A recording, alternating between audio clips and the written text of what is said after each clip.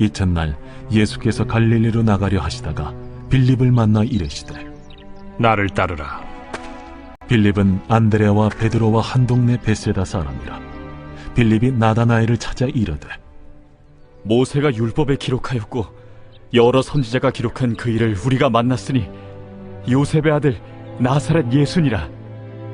나다나엘이 이르되 나사렛에서 무슨 선한 것이 날 수 있느냐? 와서 보라. 예수께서 나다나엘이 자기에게 오는 것을 보시고 그를 가리켜 이르시되 보라, 이는 참으로 이스라엘 사람이라. 그 속에 간사한 것이 없도다. 어떻게 나를 아시나이까? 빌립이 너를 부르기 전에 네가 무화과나무 아래 있을 때 보았노라. 라비여, 당신은 하나님의 아들이시요 당신은 이스라엘의 임금이로소이다. 내가 너를 무화과나무 아래에서 보았다 함으로 믿느냐? 이보다 더 큰 일을 보리라.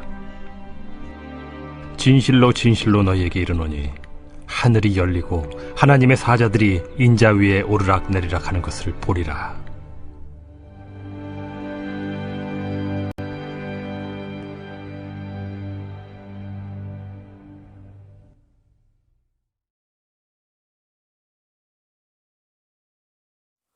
오늘 우리가 나누는 말씀은 요한복음 1장 43절에서 51절까지의 말씀입니다.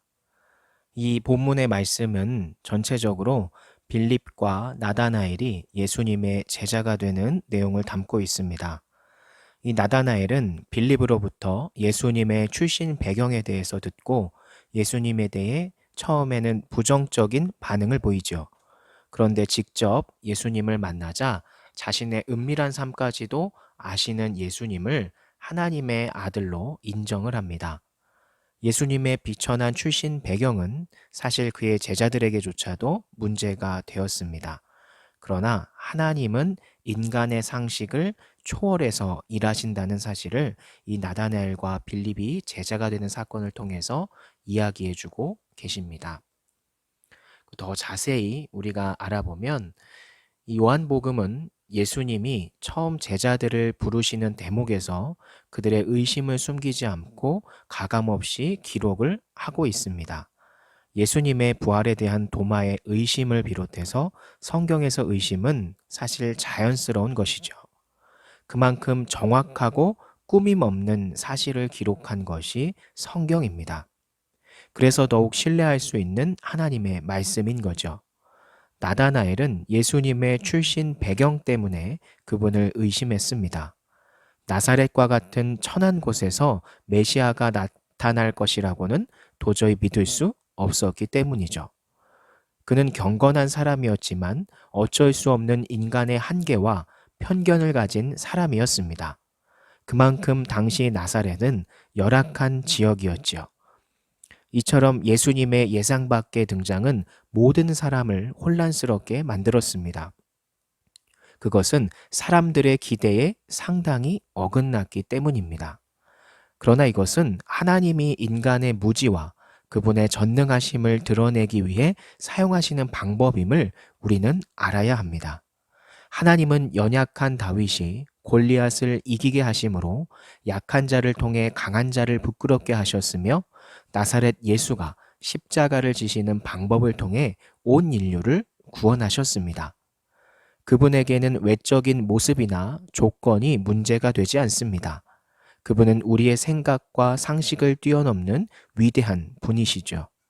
그 때문에 바울은 십자가가 하나님의 지혜라고 말을 하고 있습니다. 하나님 안에서는 고난도 하나님의 지혜가 됩니다. 어려움도 미래의 행복이 됩니다. 그러므로 우리 성도들은 약하다고 절망할 필요가 없고 강하다고 교만해서도 안 됩니다. 여러분의 판단과 결정으로 하나님을 제한하는 어리석음을 범하지 않기를 소망합니다. 예수님은 사실 비천한 지역에서 태어나셨지만 그 편견을 다 버리고도 하나님께서는 오히려 예수님을 통해서 많은 사역들을 이루셨습니다. 그런데 제자들이 보기에는 그 예수님의 천한 신분이 어쩔 때는 걸림돌이고 어쩔 때는 의심의 대상이었을지 모릅니다. 그렇지만 이것은 하나님이 한 사람을 들어 쓰시는데 하나님의 영광을 드러내시는데 하나의 방법임을 우리가 알고 있다면 때로는 우리에게 어떠한 고난이 찾아오고 우리가 출신이 미약하고 부족함이 많을지라도 오히려 이것은 나에게 하나님의 영광을 드러내는 큰 축복이라는 사실을 여러분이 기뻐하시고 그 기쁨을 가지고 열심으로 살아가는 우리 여러분 중고청 여러분들이 되었으면 좋겠습니다. 감사합니다.